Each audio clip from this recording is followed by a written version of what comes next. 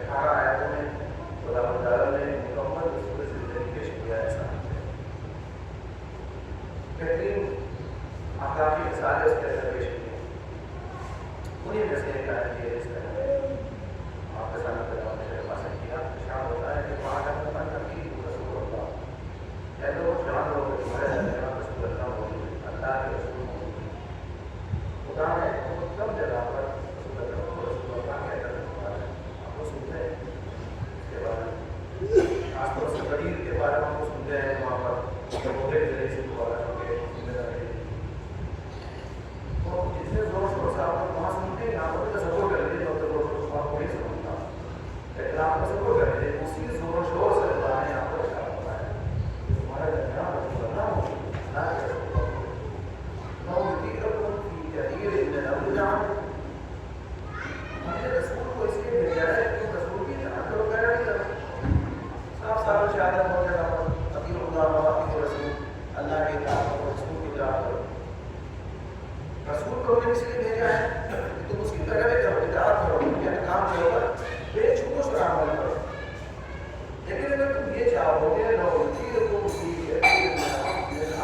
کہ رسول تمہاری پیروی کرے، رسول تمہاری طرف ہے، رسول تمہاری بات مانتے نظر آئے، تمہارے نقصان ہے، تم مشکلات کا شکار ہو جاؤ گے. کیونکہ آپ جانتے ہیں جس وقت صدر اسلام ہے رسول اللہ صلی اللہ علیہ وآلہ وسلم نے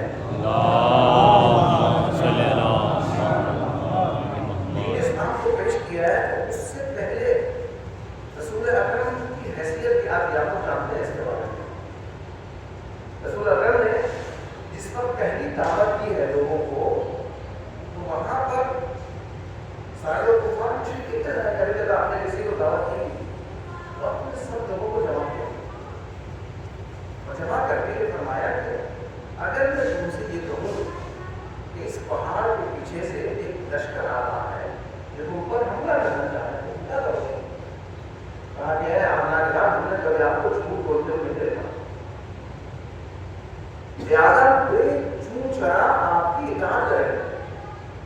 ابھی تک رسول نے کوئی آیت پیش نہیں کی ہے کہ نہیں، ابھی تک قرآن نازل نہیں ہوا، رسول کے اوپر نازل ہو چکا ہے، لیکن آپ نے ابھی تک آیت کوئی پیش نہیں کی. رسول اکرم نے معجزہ کو نہیں دکھایا معجزہ، اب تک رسول نے کوئی معجزہ نہیں دکھایا. اس کے بعد لوگوں نے معجزے کے کا مطالبہ کیا تو آپ نے معجزہ دکھائے. یہ اور بات ہے کہ معجزہ لے کر کوئی ایمان نہیں لایا. جن لوگوں نے معجزے کا مطالبہ کیا رسول اکرم سے وہ کوئی ایمان نہیں لایا. کسی نے کہا کہ چاند کو ٹکر کر کے ایمان لیا، چاند کو ٹکر کر کے نہیں لایا ایمان. کہا جو کھڑا تھا یاد ہے یہاں پر ایمان لے آئے، وہ بھی آ گیا اب بھی نہیں لایا. پھر کہا یہ سنگے سے اگر آپ کے ہاتھ میں کرنا پڑے وہ بھی پڑ گئے، وہ بھی آپ نے کر دیا، نہیں لایا. جن لوگوں نے مطالبہ کیا معجزے کا کوئی بھی ایمان نہیں لایا، کوئی نہیں لایا. لیکن جس وقت رسول اکرم اس گلی سے گزرتے تھے جہاں پر وہ کوئلہ اوپر پڑ رہتے تھے، تو ایک بار نہیں آئے اور آپ میرے کہتے ہیں مجھے پڑھنے مان لیا ہے. کوئی معجزہ مانگا اس نے، کوئی قرآن کی آیت اس نے طلب کی، کچھ نے طلب کیا. صرف رسول اکرم کا کردار دیکھ اور ایمان لے کے آ گئے. اس کا مطلب یہ ہے کہ اسلام میں اسلام کے طرف دعوت دینے کا بہترین ذریعہ کیا ہے؟ اخلاق و کردار ہے. اب یہ بڑے نقطہ میں پیش کروں کہ یہ جو ہم جگہ جگہ موضوع دکھا دیتے تھے، بڑا جگہ موضوع ہوتا ہے، بڑا حالات ایسا ہو گیا، پتہ نہیں نظر آ گیا، اس سے یقین جانیے کوئی آپ کے دل کی طرف متوجہ نہیں ہونے والا. جب تک ہم حسینی کردار پیش نہیں کریں گے اس وقت اپنے دین کی طرف نہیں آنے والا. تو یہاں پر بھی جو مشرکین تھے، جو کفار تھے، اب تک رسول اکرم نے کوئی معجزہ پیش نہیں کیا تھا. اب تک تو قرآن کی آیت کی تلاوت نہیں کی تھی، کوئی کرامات نہیں دکھائی تھی. رسول اکرم کے پاس مال و دولت بھی نہیں تھا، رسول اکرم کے پاس کوئی مقام نہیں تھا، کچھ بھی نہیں تھا. لیکن سب کے سب ایک جٹ ہو کر کے یہ کہتے ہوئے نظر آئے یا آمنہ کے لال ہے عبداللہ کے پسر، اگر آپ کہیں گے تو ہم مان لیں گے، اس لیے کہ ہم نے کبھی آپ کو جھوٹ بولتے ہوئے نہیں دیکھا.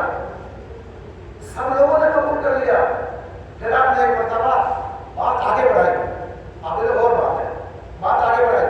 کہا اگر तुम मेरी बात सुनने के बाद जब मैं तुमसे ये कहूँ कि इस लश्कर, इस पहाड़ के पीछे एक लश्कर है जिन पर हमला करना चाहता है, और तुम मेरी बात की तस्दीक करने के लिए जाओ पहाड़ के पीछे और वहां लश्कर नजर ना आए, फिर तुम क्या कहोगे?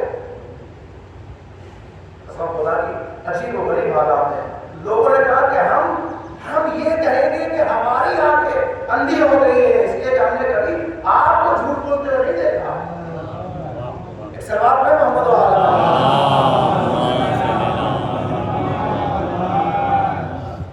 चूंकि आपने कहा है कि लश्कर है तो यकीनन है, आपने कहा है कि यहाँ पर लोग हैं जो आपको नुकसान पहुंचाना चाहते हैं, तो फिर है। अगर नहीं नजर आए तो हम कहेंगे हम ही अंधे हो गए, आप झूठ बोल नहीं सकते थे, आप झूठ कभी नहीं बोलते। तो यहाँ पर अभी न रसूल अकरम ने कोई आयत पढ़ी है, न कोई करामत दिखाई है, न कोई मार है, कुछ भी नहीं है।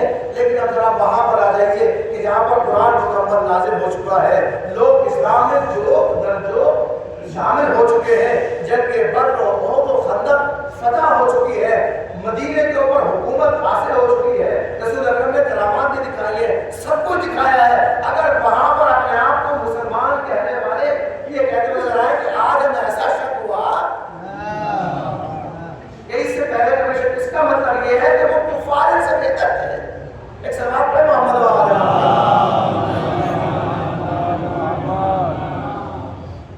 इसलिए कि यहाँ पर किरदार देखते हैं लोग, तो ये लोग जो कुफार और मुशरिकीन थे, ये मुती थे, आपकी इताअत करना जानते थे।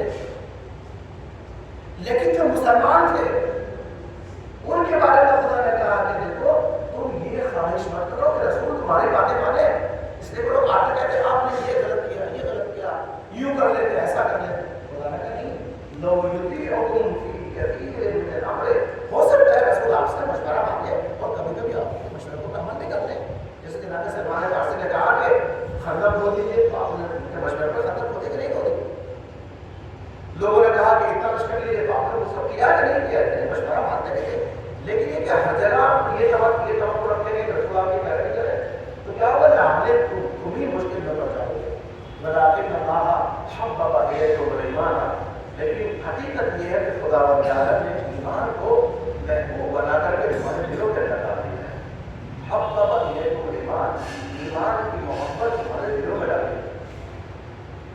वज़य्यनहू फी क़ुलूबिकुम, और उसको हसीन बना करके, खूबसूरत बना करके तुम्हारे दिलों के अंदर अच्छा बसा दिया है। वकर्रहा इलैकुमुल कुफ्र वल फुसूक़ वल इस्यान, कुफ्र, फुसूक़ और इस्यान, फुसूक़ और इस्यान का फर्क है। फुसूक़ उसे कहते हैं बहुत बड़े गुनाह होते हैं, खुला खुला इंसान अगर गुनाह करे उसको फासिक कहते हैं, खुला खुला कोई गुनाह करे उसको फासिक कहते हैं। तो वो गुनाह जो बड़े होते हैं, इंसान खुला खुला अंजाम देता है, उसको गुनाह है। अगर यहाँ इंसान पेश करो तो शायद बात अफराद के मिजाज को लिहाजा करना बेहतर होता है। उसे एक मिसाल पेश कर दो, मसलन अगर खवातीन बेपर्दा घूम रही है बाहर, एक खुला खुला गुनाह है कि नहीं? खुला खुला गुनाह है। एक होता है घर में बैठ कर गुनाह कर रहे हैं, तो ये गुनाह होता है। ये होता है इस्यान, जो बात बराबर कर रहा है, इस्यान। लेकिन खुला खुला, ये तो खुला खुला वैसे लेकर मिसाल क्या हो सकती है?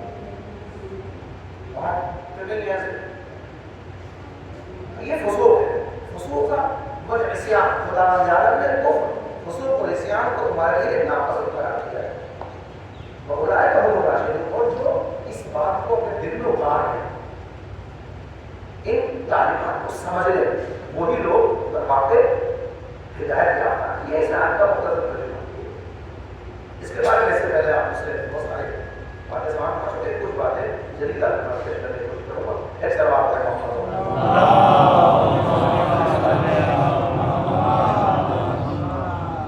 देखिए, आशूर का जो वाक़या है इसके दो मरहले हैं। एक मरहला आशूर का खत्म हो गया, आशूर का तमाम हो गया। अब आशूर के बाद का मरहला जो रोज़ आशूर के अमाल है, उसमें क्या है? सबसे पहली चीज़ जो आप पढ़े मकानी, उसमें यह है सबसे पहले कि आज के दिन गम बनाइए, आशूर के दिन गम बनाइए और सलाम नहीं कीजिए लोगों को, क्या कि नहीं? सब पता है, सलाम नहीं कीजिए। जब मुलाकात करें तो क्या कहना? आप अल्लाह रसूल रखा वो रसूल रखो, जो मुसाफिर है वो सही है। ये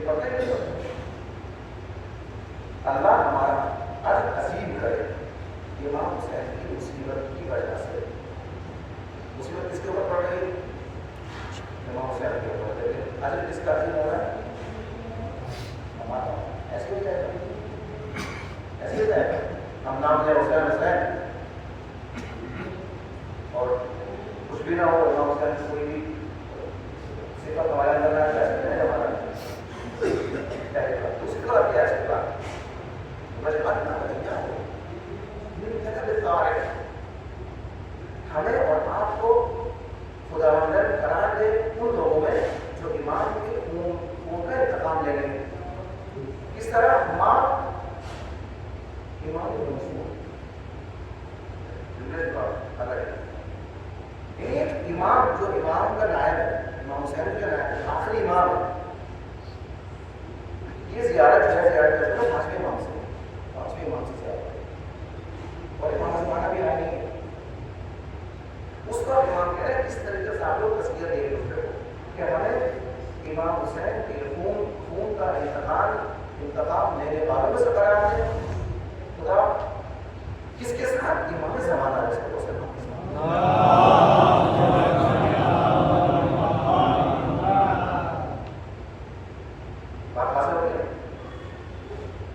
اس سے پہلے عاشور کا ہم دیکھ رہے ہیں کہ ہم نے آیت پڑھی ہے، اس کے ذمہ میں ہم اس کو مختصر کر رہے ہیں. دین اسلام کو خدا نے فطری طور پر خوبصورت بنایا ہے اور اس دین اسلام کی خوبصورتی کربلا والا کا بہترین طریقے سے ہمارے سامنے پیش کی، بہت بہترین طریقے سے پیش کی دین اسلام کی خوبصورتی. وہاں پر پیاس ہے، بھوک ہے، لیکن سب کے اندر قربانی دے کو ایسا پایا جاتا ہے، ایسا جگہ پایا جاتا ہے کہ امام حسین علیہ السلام شاہ فرماتے ہیں کہ ایسے اصحاب نہ مجھے ملے، نہ میرے نانا کو ملے، نہ میرے بابا کو ملے، نہ میرے بھائی حسن کو ملے جیسے مجھے ملے. یعنی کیا مطلب؟ انہوں نے اس طرح اپنے دین کو حسین بنا کر کے پیش کیا. پھر جب واقعہ آگے بڑھتا ہے، یہ قافلہ پہنچتا ہے دربار ابن زیاد میں. ابن زیاد ملعون توہین کرتا ہے ابن زیاد کے سامنے. وہ کہتا ہے کہ خدا نے دیکھا کیا کیا، خدا نے آپ کے ساتھ کیا کیا ہوتا ہے دیکھا. جناب زینب سلام اللہ علیہ نے کیا فرمایا؟ ما رأیت الا جمیلا، ہم نے خدا سوائے حسن کو دیکھا ہی نہیں. ما رأیت الا جمیلا، ہم نے خدا بندہ اس کے علاوہ کو دیکھا ہی نہیں، کیونکہ خدا حسین ہے اور حسین جو ہوتا ہے اس سے جو بھی ہم سمجھتے ہیں وہ حسین ہی ہوتا ہے. ان اللہ جمیل کو جمال، اللہ خوبصورت اور خوبصورتی کو پسند کرتا ہے. ٹھیک ہے، اور اس سے حسن کے علاوہ وہ چیز ثابت نہیں ہو سکتی. جو بھی خدا کے افعال ہیں وہ سب کے سب حسین، سب کے سب خوبصورت ہیں. اور یہاں پر بہترین مثالیں پیش کی یہاں پر کربلا کے اندر، قربانیوں کی، مثال کی، جذبے کی، ایمان کی بہترین مثالیں پیش کی. سجدے میں امام حسین علیہ السلام، ٹھیک ہے، شرک تلوار چلا رہا ہے. آپ کے حامی نے کیا فرمایا؟ الہی رضا کرتا، خدا نے تیری رضا کو قضا سے. جناب علی پر شہید ہو چکے، سب کچھ شہید ہو چکا ہے. جناب علی پر تلاش کو لے کے آ چکے ہیں. لیکن راوی کہتا ہے کہ جیسے جیسے عصر عاشور کا وقت نزدیک ہوتا ہے، امام کے چہرے کے اوپر حسن زیادہ بڑھتا چلا رہا ہے. لیکن ان چیزوں کو صرف بیان کرنا کافی نہیں ہے، ان کے بارے میں غور کرنے کی بات ہے. وہاں تک ان لوگوں نے اپنا حسن پیش کر دیا. پھر آتا ہے مسئلہ اہل حرم کا. اہل حرم نے کس طریقے سے پیش کیا؟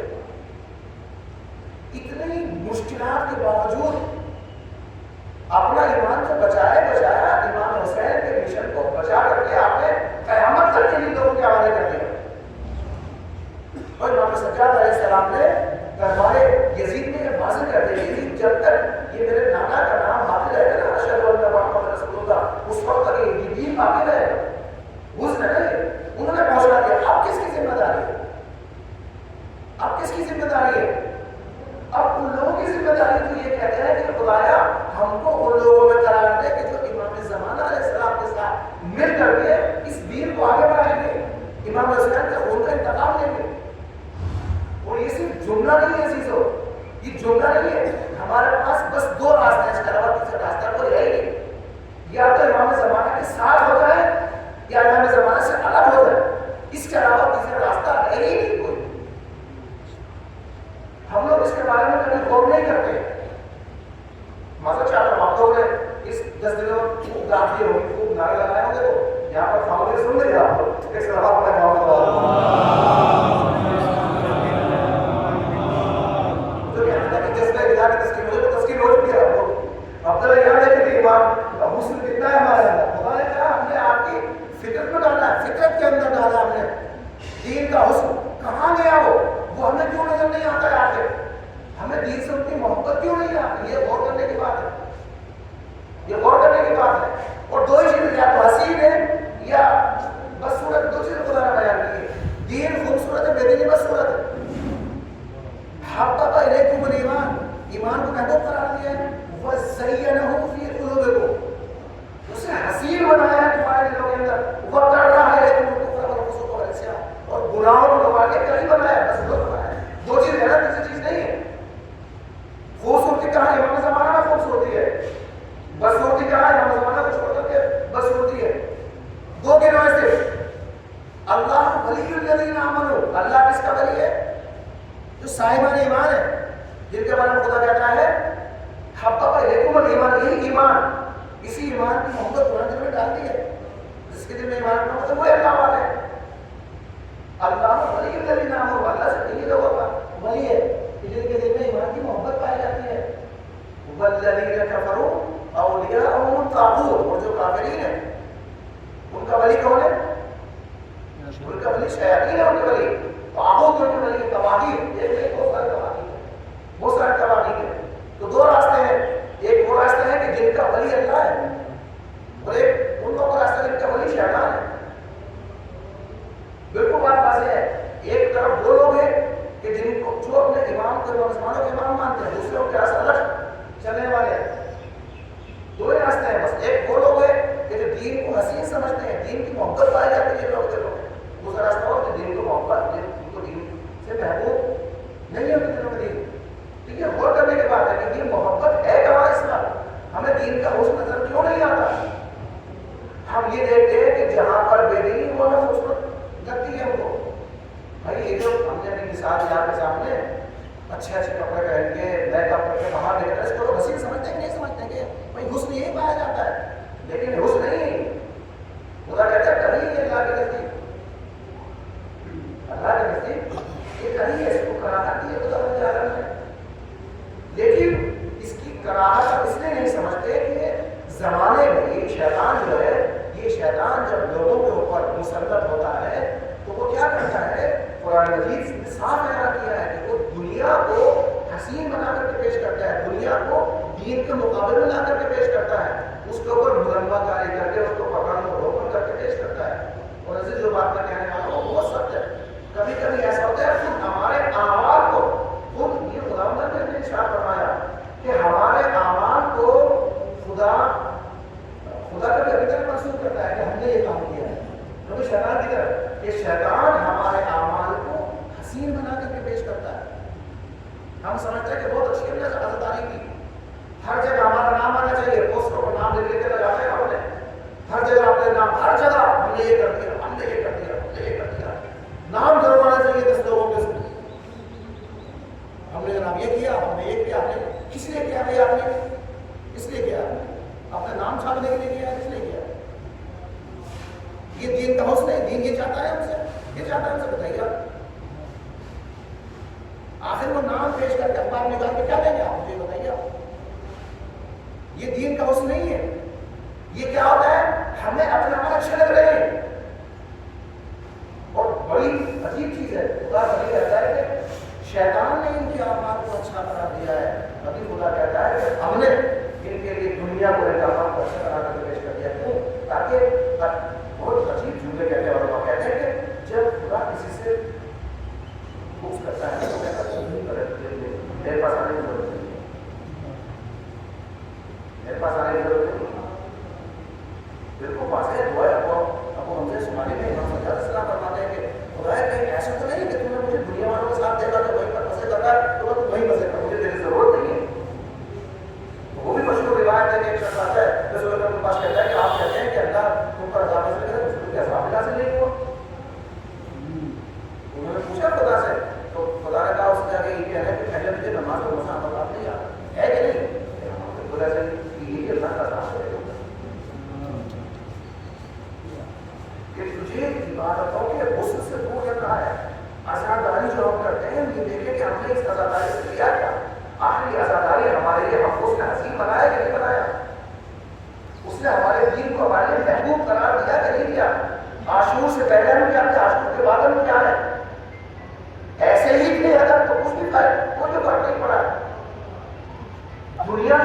ڈرتی ہے اس عزاداری سے نہیں ڈرتی ہے. دنیا جو ڈرتی ہے عزاداری سے، اس عزاداری سے نہیں ڈرتی ہے جس سے ہم خود ہی چھوٹن کر سکیں، بلکہ دنیا ایسی عزاداری سے ڈرتی ہے کہ جہاں پر ایسے ایسے بجائی پیدا ہوتے ہیں کہ جن کی ایک فرق سے دنیا نرج ہوتی ہے. کبھی آپ نے کسی کسی بزرگ امام خمینی کو، رہبر موسم شہید کو کبھی آپ نے سڑکوں پر ماتم کرتے ہوئے دیکھا ہے؟ میں مخالفت نہیں کر رہا ہوں اس کی. کبھی آپ نے چلا چلا کے نعرے لگاتے ہوئے دیکھا ہے؟ کبھی آپ نے چلا چلا کے روتے ہوئے دیکھا ہے؟ بہت زور سے چلاتے ہوئے کبھی دیکھا ہے؟ نہیں دیکھا. کبھی زنجیروں کو وہاں کا ماتم کرتے ہوئے دیکھا ہے؟ نہیں دیکھا. لیکن دنیا سے کتنا ڈرتی ہے؟ کیوں ڈرتی ہے؟ کیونکہ انہوں نے ایمان کے حسن کو سمجھا ہے اور اسی حسن سے اپنے آپ کو مزین کیا ہے. پھر جب انسان اس دین کو سمجھے گا تو پھر وہ ہر چیز سمجھ جیسے ہو جائے گی. پھر امام خمینی رحمۃ اللہ علیہ سے کسی نے پوچھا تھا کہ آپ ڈرتے کیوں نہیں لوگوں سے؟ امریکہ سے ڈرتے کیوں نہیں؟ یہی سوال رحمت سے پوچھتے تو آپ کیوں نہیں ڈرتے؟ اور کہا کہ میں کیوں ڈروں گا بھائی؟ میں نماز میں کہتا ہوں کتنے مرتبہ کہتا ہوں اللہ اکبر، کتنی مرتبہ کہتا ہوں. آپ اذان سے لے کر کے اور تسبیح تک آپ جوڑ لیے 2 رکعت نماز میں 66 مرتبہ انسان کہتا ہے اللہ اکبر، یعنی اللہ سب سے بڑا. تسبیح 34 مرتبہ جو اللہ اکبر، اس سب کو جوڑ کر کے 36 مرتبہ کہتا ہے انسان اللہ اکبر. تو جو 66 مرتبہ کہے گا کہ اللہ سپر پاور ہے تو لوگوں سے کیوں ڈرے گا وہ؟ تو ہم کیوں ڈرتے ہیں آخر؟ اس لیے ڈرتے ہیں کہ ہم نے اس اللہ کو اس کو نہیں سمجھا ہے. ایک سلام پڑھیں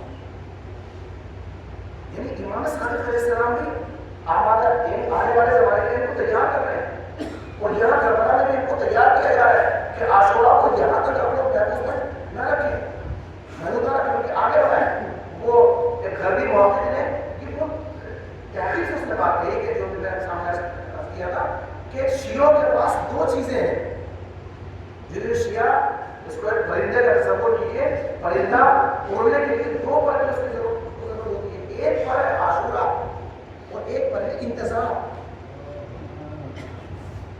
اگر ان میں سے ایک بھی پر کاٹ دیا جائے تو یہ پرندہ پرواز نہیں کر سکے گا. لہذا کیا کیا ان لوگوں نے عاشورہ کو تو چھین نہیں سکتے ہم سے, کیا کیا عزاداری میں تحریف کرنا شروع کی.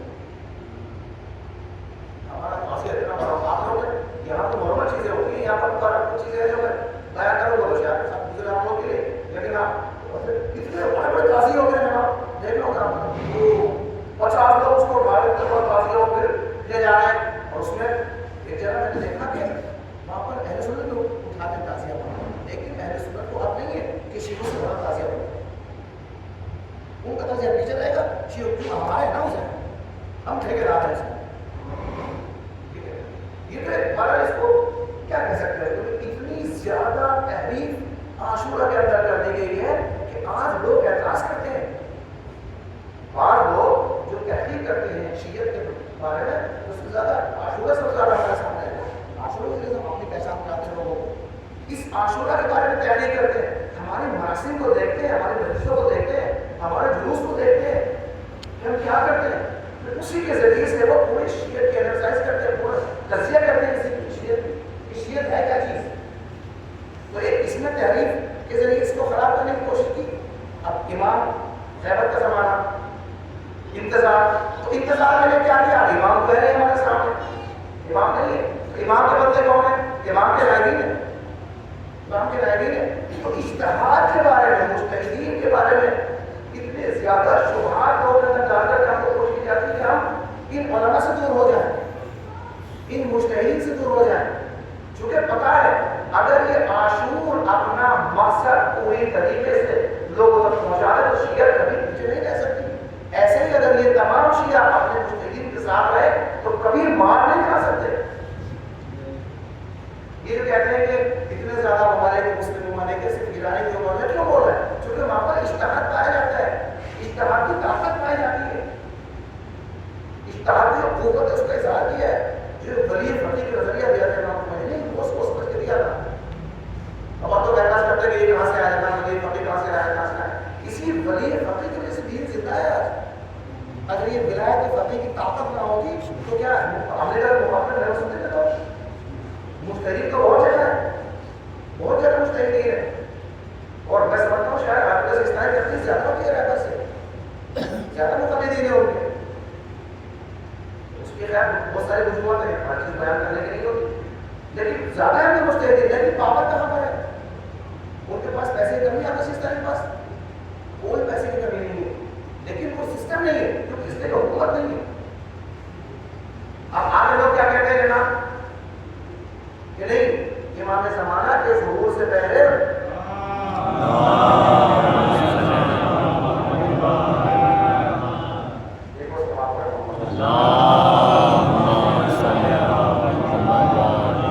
امام کے ظہور سے پہلے حکومت قائم کرنا حرام ہے. دیکھ رہا حکومت قائم کرنا حرام ہے. شروع میں جس وقت امام زمان السلام کی غیبت ہوئی تھی, غیبت صغریٰ کا زمانہ تھا, غیبت کبریٰ جب اسٹارٹ ہوئی تو اتنے زیادہ شیعہ متحیر پریشان تھے کہ یہ خمس کے پیسے کہاں دیں, لہٰذا خمس کے پیسے زمین میں کہاں دیا کرتے کہ امام خدا کے لے لیں گے یہاں سے. اس وقت کے زمانے کو زمانے حیرت سے تعبیر کیا گیا, زمانے حیرت یعنی پریشانی, حیرت کا زمانہ.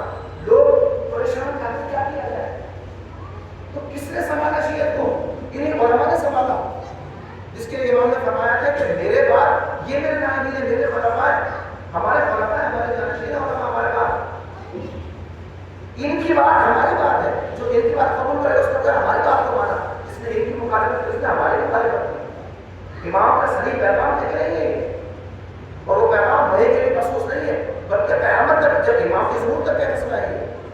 اور اس کی تیاری امام صادق علیہ السلام اپنے زمانے سے کی. وہاں پر آپ نے اپنے اصحاب سے کہا کیا تم مسجد میں بیٹھتے ہو لوگوں کے ساتھ, ان کو فتویٰ بتاتے ہو کہ نہیں, کہاں بتاتے ہیں. تو آپ نے کہا ہے, آپ نے فرمایا کہ میں ایسی مجالس کو پسند بتا کے کھانا کھا لیتا, اللہ قسم کھا لیتا کہ واللہ قسم خدا کی میں ان مجالس کو پسند کرتا ہوں کہ جہاں پر تم لوگ بیٹھو اور وہاں پر ہمارے فتوے بیان کرو. فتویٰ امام کے ساتھ, امام کے حضور میں فتویٰ ہمارے لیے عجیب ہوتا ہے نا,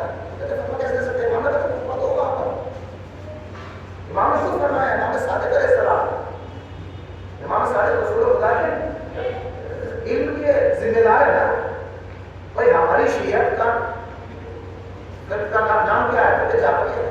فقہ جعفری کیوں ہے فقہ جعفری؟ کیونکہ اس سے پہلے ائمہ کو یہ موقع نہیں ملا، کسی امام کو یہ موقع نہیں ملا. اور اتنے مظلوم گزرے ہمارا ائمہ، مثلا امام حسین علیہ السلام. امام حسین علیہ السلام سے کبھی کسی نے کوئی دین کا مسئلہ پوچھا ہی نہیں، دین کا مسئلہ نہیں پوچھا امام علیہ السلام. کتنی مظلومیت ہے. ایک مسئلہ مسجد میں بیٹھے ہوئے بحث ہو رہی ہے تو کوئی مسئلہ پھنس گیا تو امام حسین نے کہا کہ بھائی کیا ہے مسئلہ، ہم سے پوچھو. تو اس نے کہا ہاں لعنت، اس نے کہا آپ سے مسئلہ پوچھے سے رہتا ہے کہ میں اسلامی کا بولا کروں. یہ صورت حال تھی. پھر امام سجاد کا زمانہ آتا ہے. امام سجاد علیہ السلام ایک باغ میں ان کا باغ تھا، اس میں مطلب وہیں پر رہا کرتے تھے. آپ نے فرمایا کربلا کے بعد 2 یا 3 لوگ ہیں نا سب لوگ مرتد ہو گئے، کوئی آتے ہی نہیں امام کے پاس. پھر امام باقر کا زمانہ آتا ہے، اس سکون ملا. پھر امام صادق علیہ السلام کا اس وقت لوگوں کو پتہ لگا کہ بھائی ہمارے فکر الگ ہے.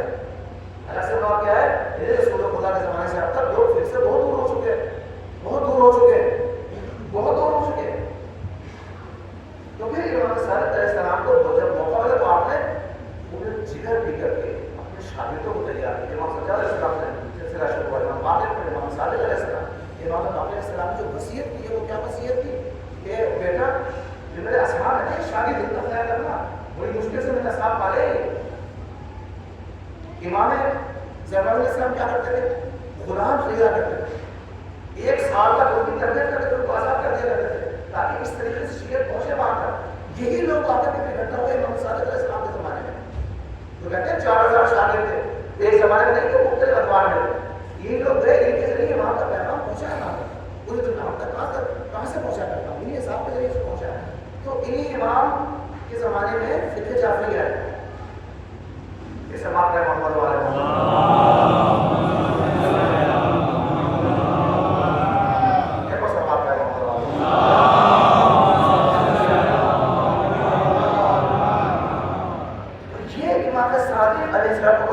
کیا فرما رہے ہیں اس کے بارے میں، دین کے بارے میں اور انتظار کے بارے میں. میں نے آپ کے سامنے یہیں سے آپ امام صادق علیہ السلام لوگوں کو تیار کر رہے ہیں اس کے لیے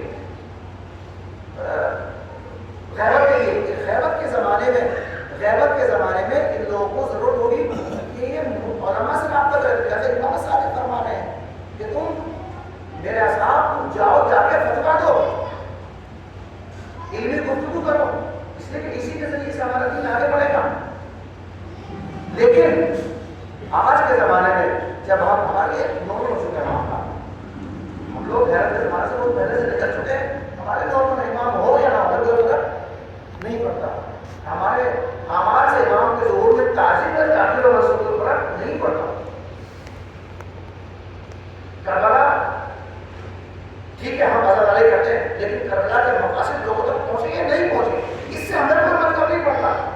کوئی فرق پڑتا. جب ہم ممبر پہ جاتے ہیں تو مجلس پڑھتے لوگ کہتے ہیں مولانا مزہ نہیں آیا مجلس میں، جذبہ خلاف کو تسکین نہیں ہوئی. کیا مطلب ہے؟ کیا مطلب ہے؟ یعنی نعرے نہیں لگا پائے. یعنی ہم بس باہر جا کے پوچھیے قسم خدا کی میں نے پوچھا لوگوں سے آپ میں نے کیا پڑھا کے نہیں پڑھا سب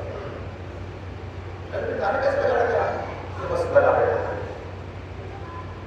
اس مجلس کو چاہتے ہیں امام یہ عاشورہ ہمیں بچا پائے گا،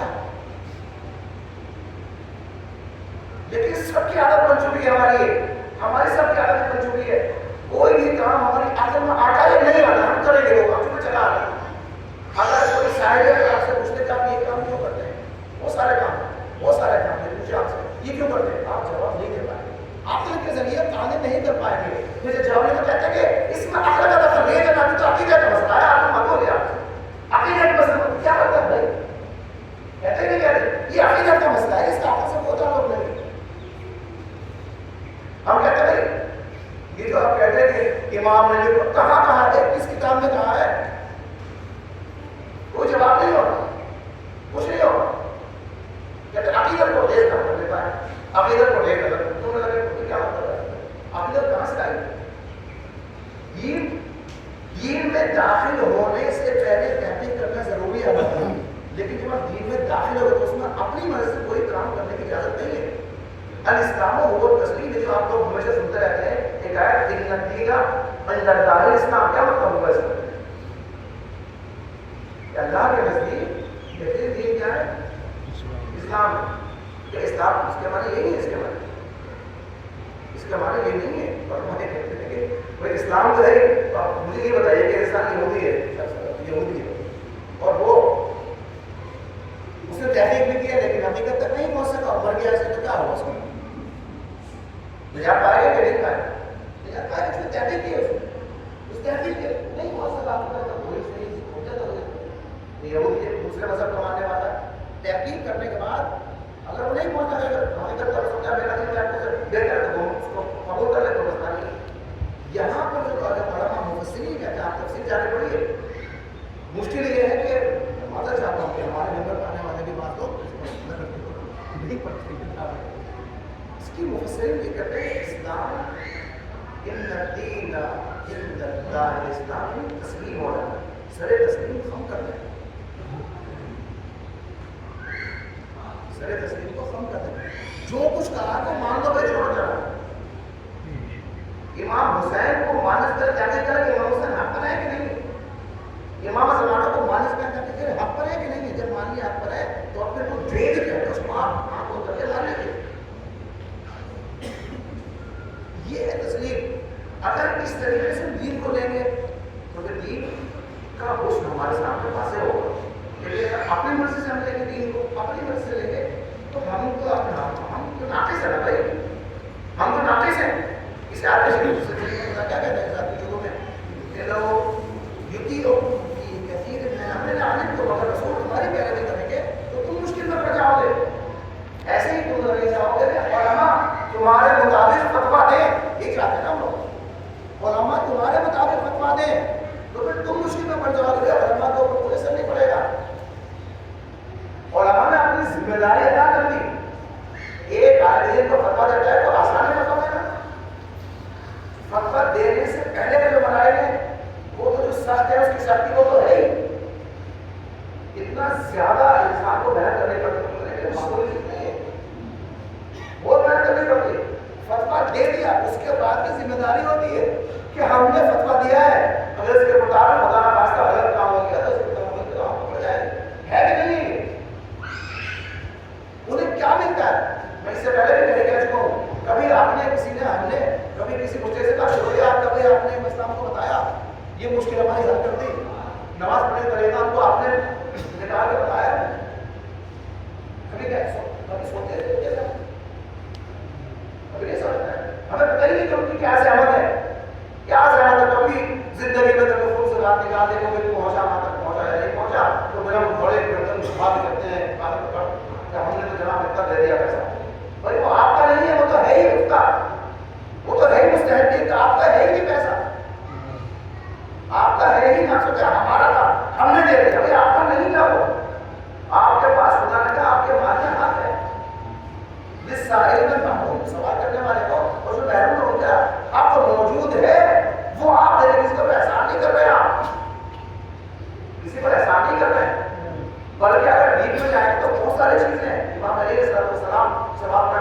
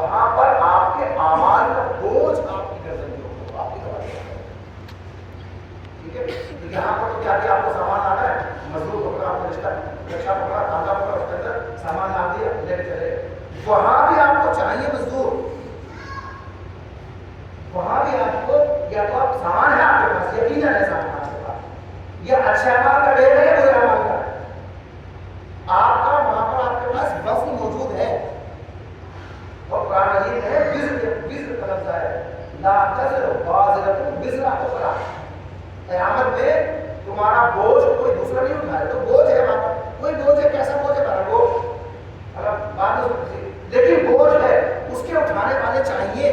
تو امام فرماتے ہیں کہ یہ تم صدقہ دیتے ہو لوگوں کو خیرات کرتے ہو، یہ تم اپنے لیے مزدور تیار کرتے ہو، یہ تمہارا سامان لاد کر کے وہاں پہ لے کے چلیں گے۔ قیامت میں آپ جا رہے ہوتے تو اگر آپ کو یہ چاہ رہے ہیں آپ کیا خالی ہاتھ چلیں، مزے سے چلیں آپ خالی ہاتھ، ٹھیک ہے؟ جو لوگ گئے پتا ارگئی میں مشین میں گئے مجھے سامان لے کے لاتے کرتے نا تو رکتے ہوئے کتنا بڑا حالانکہ 5 کلو کا وزن ہوتا ہے بس 2-3 کلو کا ہوتا ہے بیگ آپ کمر کا ہوتا ہے، لیکن رکتے ہیں گھنٹے کے بعد سب کا کتنا موٹر آج کمر سے ہوتا گیا۔ تو یہ تو آپ کا سوال ہے پورے جو یہ چیزیں ہوتی ہیں اور آپ کو ہر جگہ ہر چیز آپ کو موجود ہے، آپ کے لیے آرام کے لیے سب چیز موجود ہے، وہاں تو کچھ نہیں ہے، وہاں پر خود انتظام کرنا ہے، جو راستے میں جگہ ہے وہاں پر کھانا پانی خود یہی سب کو تیار کر کے وہاں پہلے سے بیٹھنا ہے وہاں پر۔ یہ حقیقت عزیز ہے، یہ کوئی داستان نہیں ہے، آئمہ نے بھلے طور پر بیان کیا ہے اس چیز کو، بالکل بھلے طور پر بیان کیا ہے کہ وہاں پر جو چیک پوسٹ راستے میں وہاں پر آپ کو بھیجنا ہے، پہلے سے اپنا کھانا پانی بھیجنا ہے وہاں پر، اگر آپ کو چاہیے تو نہیں چاہیے کیا یہ والے کیسا کرے کوئی زبردستی والی بات کرے، یہ جو وجہ سے برپا کر رہے ہیں کیا یہ بھیج رہے ہیں وہاں پر بھیج رہے ہیں۔ اور کتنی مرتبہ میں نے نماز مغفرت والدہ کے بارے میں بتایا، یہاں پر مطابق سے بات کریں محمد والے محمد یہ 2 رکعت نماز مغفرت والے رہنے سے اتنا ثواب ہے روایت میں ہے کہ جب کوئی بیٹا کوئی بچہ تو اپنے والدین کے لیے نماز پڑھی بھیجتی ہے تو وہ والدین یہ خواہش کرتے ہیں کہ خدا ہم کو بھیجے دنیا میں ہم اس کے پیر پکڑ کے اس کا شکریہ ادا کریں اپنے بیٹے کا، اپنی اور آپ اس لیے نماز بھیجیے ہمارے، یہ معمولی چیز نہیں ہے۔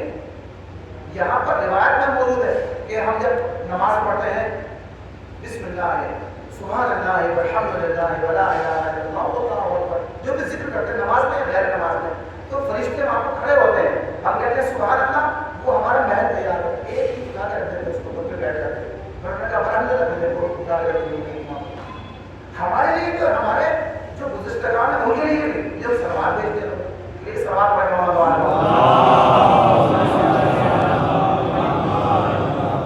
یہ تمام چیزیں وہاں پر ہم کو ملتی ہیں، وہاں پر لگ ملتی ہے وہاں پر۔ امام علیہ السلام سے کسی نے پوچھا کہ آپ کے گھر میں اچھا فرش نہیں ہے، بچے برتن نہیں ہے، آپ کیسے رہتے ہیں؟ تو آپ نے کہا سب چیزیں میرے پاس، لیکن میں نے اس کو وہاں بھیج دیا جہاں پر مجھے ہمیشہ رہنا ہے۔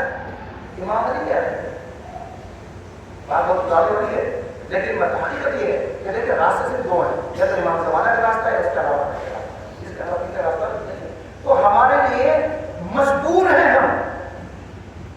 ہم مجبور ہیں، کیوں مجبور ہیں؟ اس لیے کہ ہم علی کے چاہنے والے ہیں، ہم مجبور ہیں اس لیے کہ ہم حسین کے چاہنے والے ہیں، ہم مجبور ہیں کہ ہمیں امام کے ساتھ مل کے ان کے دشمنوں سے انتقام لینا ہے، یہ ہماری مجبوری ہے، یہ ہم کو کرنا ہے۔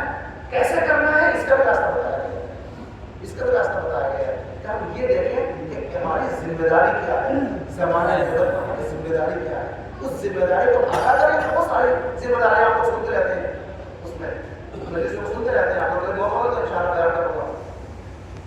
ان چیزوں کو ہم دیکھیں کہ ہماری ذمہ داری کیا، 3 چیزوں کے ذریعے سے ہم امام کے ناصرین میں شمار ہمارا ہو سکتا ہے۔ یہ تو آگے 300 تیرے ہم کہتے ہیں امام کیوں نہیں آتے کہ آپ لوگ تیار نہیں، میں تو تیار ہوں، میں تو کب سے دعا کرنا پڑتا ہے، آپ لوگ تیار نہیں، آپ لوگ تیار نہیں، وہ لشکر چاہیے نا، لشکر چاہیے۔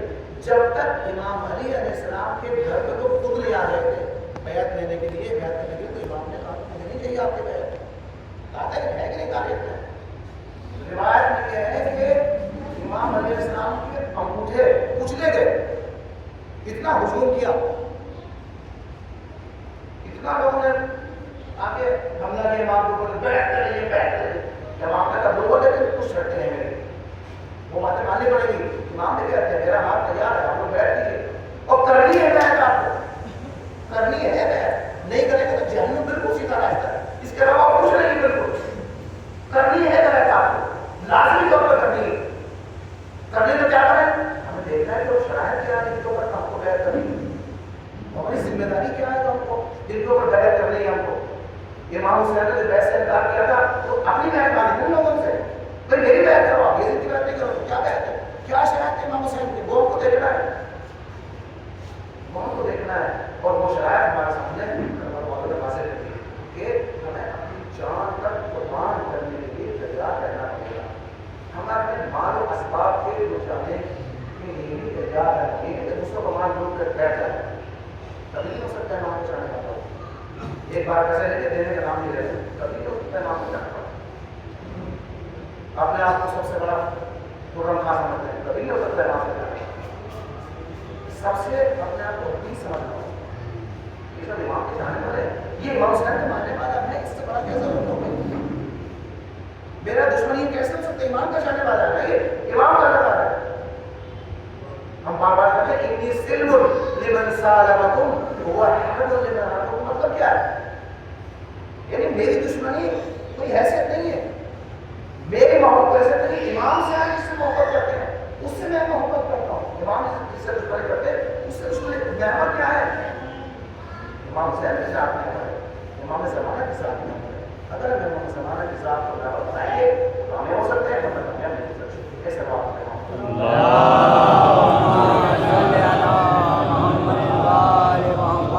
پیغام لے کے جناب زینب سلام بتایا ہے جناب دربار سے چلیے. معمولی بات نہیں ہے. لوگ سنتے ہیں یہ معمولی بات نہیں ہے. آپ یقیناً سنتے ہیں لیکن ووٹ کیے ذرا ووٹ کیے کسی کو ووٹ دے کسی کو ووٹ دے. اگر یہ ہمارا محلہ شیعوں کا محلہ یہاں پر ایک عزت ہوتی ہے. اگر کسی محلے کی کوئی خاتون اس کو بندے سے گرایا جائے گا تو کیا ہوگا؟ وہ جناب تو شہزادی کو پھیری گا.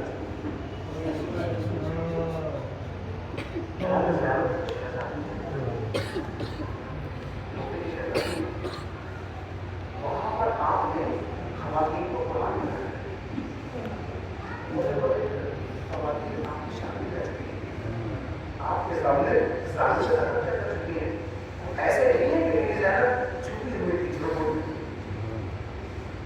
بیویوں کو چھپی ہوئی ہے. زینب کو پہچان نہیں, کوئی پہچان نہیں. اس سے پہلے جب امام علیہ السلام نے بتایا تھا کہ تم کو خود لے جایا جائے گا اور تم کو یہاں پر طے کر کے لایا جائے گا, کیا سوچتے ہیں کہ جب عباس شہید ہو جائیں گے حسین شہید ہو جائیں گے میں جاؤں گی کوفہ تو میری شادی سے مجھے پہچان دیں گے.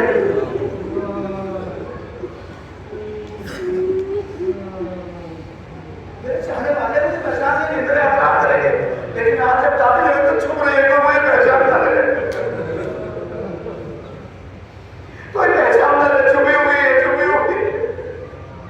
اور جب ابھی میں نے دیکھا ہے نا, دیکھا ہے اور سوال کیا کہ آپ کون ہے, تو آپ نے بتایا ایسے نہیں بتایا. آپ کہاں کے رہنے والے ہیں؟ آپ نے کہا کہ مدینے کے. مدینے میں میری زینب ہے. اور وہ اتر کے بیٹھ گئے نیچے کہ وہاں تو میری زینب رہتی ہے. کہ عمر حبیبہ زینب کو دیکھو میرے پہچان لگی. جب کیسے نہیں پہچانوں گی, میں نے سالوں میں ادب طے کیا ہے. میں ان کی قریب بندہ اپنے شرم سمجھتی ہوں. آواز یوں کہتی تھا اگر تم نے کہاں پہچانا یہ میں جو زینب اور تم میرا بھیا حسن ہے. جزاک اللہ خیر جزا. ہاں عزیزو, یہ وہ ایام ہے کہ جناب زینب قید میں ہے. کہاں پر قید میں ہے؟ جہاں پر شہزادی تھی, جس محل میں جس کے پاس دارالشورا کے پاس وہی چند قدم پر آپ کا گھر تھا جہاں پر شہزادی بنتی رہتی تھی, وہاں پر قید ہے اور ظالم کے حکم کی منتظر ہے. جو حکم آیا کہ ان قیدیوں کو قید کر کے شام کی طرف روانہ کر دیا جائے. عزیزو, بڑی قیامت کی منزلیں ہیں, بڑی قیامت کی منزلیں ہیں. یہ وہ راستے ہیں کہ جہاں پر بہت سے اہل بیت علیہ السلام کے بچے زخموں کی تار لا کر کے شہید ہو گئے. ارے ہلا جب نجف کی طرف جاتے تو وہاں پر ایک جگہ ہے بی بی شریفہ خاتون کا وہاں پر مزار ہے. جب میں وہاں پر گیا تو میں نے دیکھا کہ امام حسین علیہ السلام کی چھوٹی سی بچی ہے جو 10 سال کی بچی تھی, بی بی شریفہ.